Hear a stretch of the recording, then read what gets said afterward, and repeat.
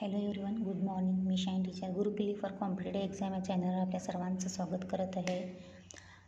आज आपण चालू घडामोडी यावर चर्चा करणार आहोत. तर सर्वात प्रथम तुम्ही माझ्या चॅनलवर नवीन असाल तर लाईक आणि सबस्क्राईब करा.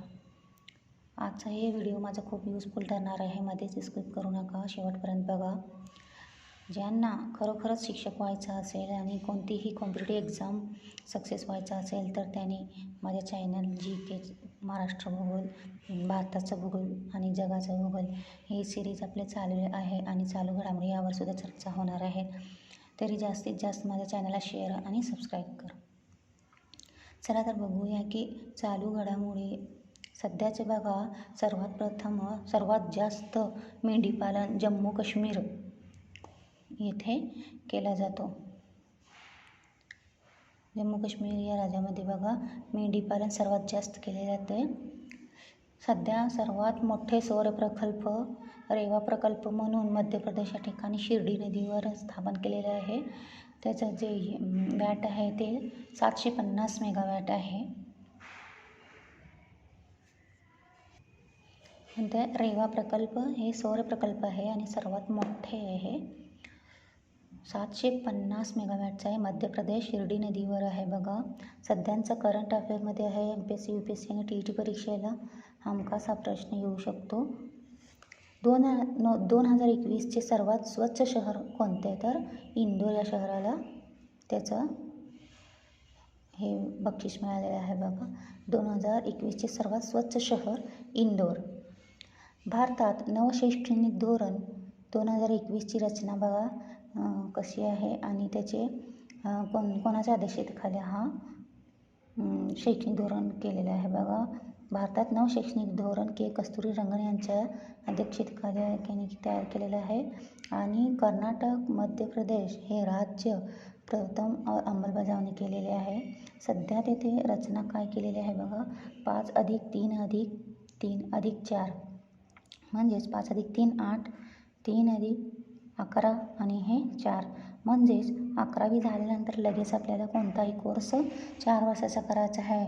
उदाहरणामध्ये आपल्याला जर डॉक्टर व्हायचं असेल तर 11वी झाली तर लगेच 4 वर्षाची डॉक्टरची डिग्री आपल्याला घ्यावी लागणार आहे.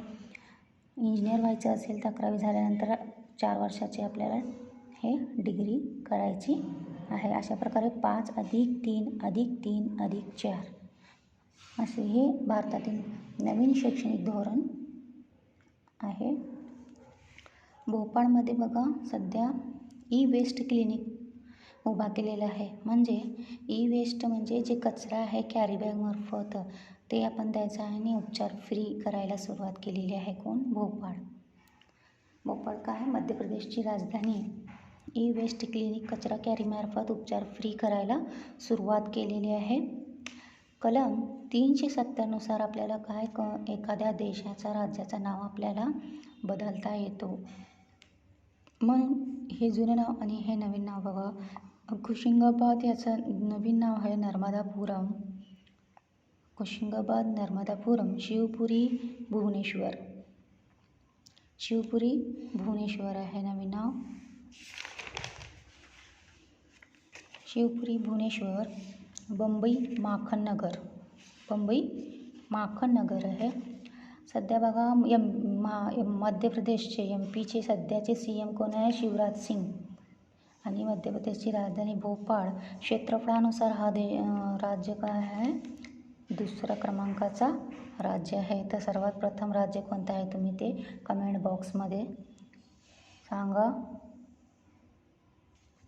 अशा प्रकारे आजचे करंट अफेअर आज आपण बघितलेलं आहे.